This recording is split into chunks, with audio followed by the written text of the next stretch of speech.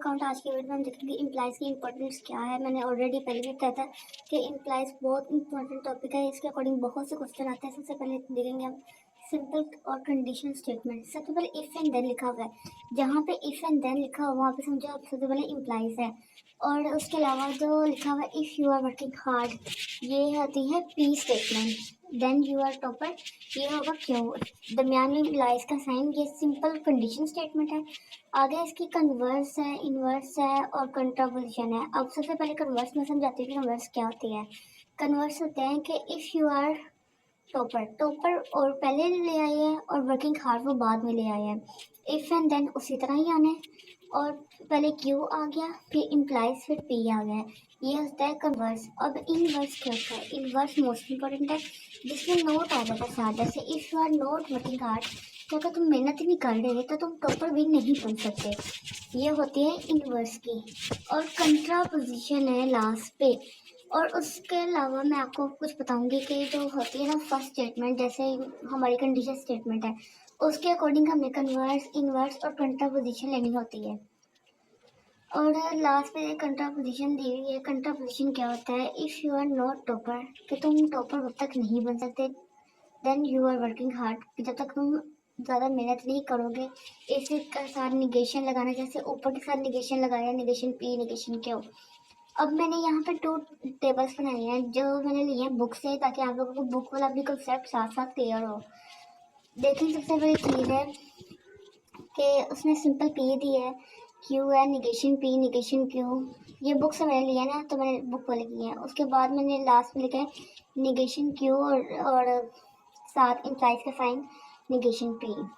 ठीक है, तो पहले टेबल के मैंने ऑलरेडी रूल बताया है कि टेबल आपने किस तरह बनाना होता है। कि क्यू के ऊपर आप लोगों ने 0 पावर कर लेनी होती है और पी के ऊपर 1 कर लेनी होती है। इस तरह आपने बताया कि जैसे 2 बारी ट्रू 2 बारी फॉल्स हमने लगाया है पी में, और क्यों में हमने लगाया है कि 2 फॉल्स 2 फॉर।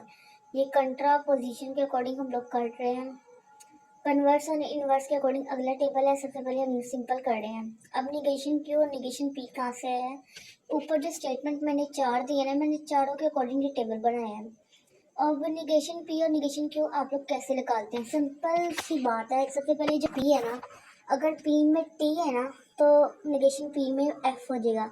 यानी कि टी की जगह एफ, एफ की जगह टी। ये मैंने आपको ऑलरेडी इससे जो पहले लेक्चर था मैंने उसमें आपको पढ़ाया था। अगर आप लोगों ने लेक्चर वो नहीं लिया तो सबसे पहले आप वो लेक्चर ले लें, ताकि आप लोग इजीली अंडरस्टैंड कर सके हर चीज़ को।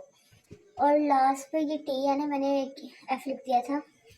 इसी तरह निगेशन पी और निगेशन क्यू। यहाँ तो क्वेश्चन पैदा होता है कि आप लोगों ने निगेशन पी और निगेशन क्यू कैसे करना है। आप लोगों ने सिंपल पी और सिंपल क्यू नहीं यूज़ करना, आप लोगों ने निगेशन पी और निगेशन क्यू यूज़ करना है। उसके अकॉर्डिंग आप लोगों ने ये वाला बनाना है। और एक और चीज़ है जो मैंने आपको इम्प्लाइज में समझाई थी। अगर क्यू हमारे पास फॉल्स होगा तो फॉल्स, अगला अदरवाइज ट्रू। इसी तरह ही अगला टेबल है कन्वर्स और इनवर्स का। सेम यही चीज़ें इसी तरीके से आप लोगों ने करना है। आगे देखिए उसने में दिया हुआ है show that true table of neither converse और inverse implies are not equal या इक्वल। हम लोगों ने ये चीज़ बतानी कि इसमें इम्प्लाइज इक्वल है कि नहीं इक्वल। पहले वाले में इक्वल थी, हमने इक्वल के निशान लगा दिए। आप देखें सिंपल पी लिखें, क्यू लिखें, निगेशन पी, निगेशन क्यू लिखें, पी इम्प्लाइज क्यू लिखें। और लास्ट में मैंने देखा क्यू इम्प्लाइज पी। मैंने पहले क्यू इम्प्लाइज क्यू नहीं लिखा तो क्योंकि मैं चाहती थी कि पहले हमारे पास इस चीज़ का आ जाए कि निगेशन पी और इम्प्लाइज निगेशन क्यू हमारे पास क्या आता है आंसर। ठीक है, सेम इसी तरीके से आप लोगों ने ये वाला ट्रुथ टेबल करना है। पेपर में भी इसी तरीके से आप लोगों ने लिखना है। ठीक है, अब नेक्स्ट हमारे पास है कि डिफरेंट वे से एक्सपेक्ट करें पी और क्यू का। सबसे पहले हम डेफिनेशन पढ़ते हैं। That P and Q is a proposition, the condition statement P implies Q is a proposition, P then Q. अब पी देन क्यू सबसे पहले आप लोगों को चीज़ें समझ होनी चाहिए कि आप लोगों ने क्या चीज़ कब यूज़ करनी है। इम्प्लाइज है तो आप लोगों ने क्या यूज़ करना है। जब इम्प्लाइज यूज़ हो जाए ना, इफ देन होगा। ठीक है, अगर उसके बाद उसने कहा कि अगर पी हमारे पास ट्रू है ना, अगर क्यू फॉल्स है तो फॉल्स, वरना अदरवाइज ट्रू। अब इसकी कुछ कंडीशन से आ गई। डेफिनेशन आप लोगों ने सेम इसी तरीके से करनी है जिस तरह मैंने आपको बताई है कि सेम यही तरीका आपने यूज़ करना है। अब नेक्स्ट हमारे पास उसने कुछ स्टेटमेंट दी है, मैं वो समझाती हूँ। वो अगर क्वेश्चन में आ जाए तो आप लोग किस तरह अंडरस्टैंड करनी है। अब जो स्टेटमेंट उसने दी है ना, सबसे पहली कि क्वेश्चन किस तरह पूछते हैं वो वाली है। तो P, if P then Q. कि P इम्प्लाइज Q है, ठीक है। अब ये जो क्वेश्चन अगर आ जाए ना इफ P देन Q, तो आप लोगों को चीज़ पता होनी चाहिए कि P इम्प्लाइज Q की बात हो रही है। सेकंड है if P and Q, P only if Q, ये सही है।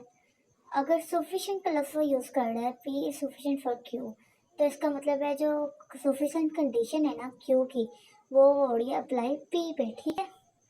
अब नेक्स्ट देखो कि उसने लिखा है Q इफ P, कि जो Q है ना व्हेन एवर P, ठीक है। जो Q की कंडीशन है ना वो P पे भी डिपेंड हो रही है।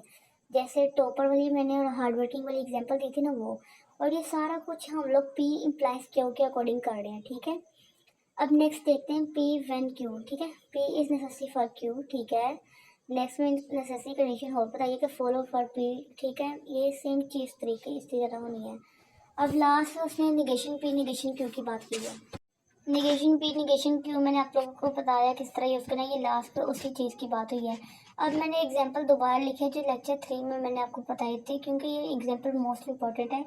इसके अकॉर्डिंग अक्सर MCQs पे आ जाते हैं, और अगर आपको ये एग्जांपल याद होगी ना तो ट्रुथ टेबल भी बनाना आपके लिए आसान हो जाएगा। इफ़ P देन Q हम लोगों ने यूज़ कर लिया, ठीक है। P ये हमारे पास है आई एम इलेक्ट्रिक, और Q हमारे पास क्या होगा कि आई विल लर्न टेक्स्ट, ठीक है।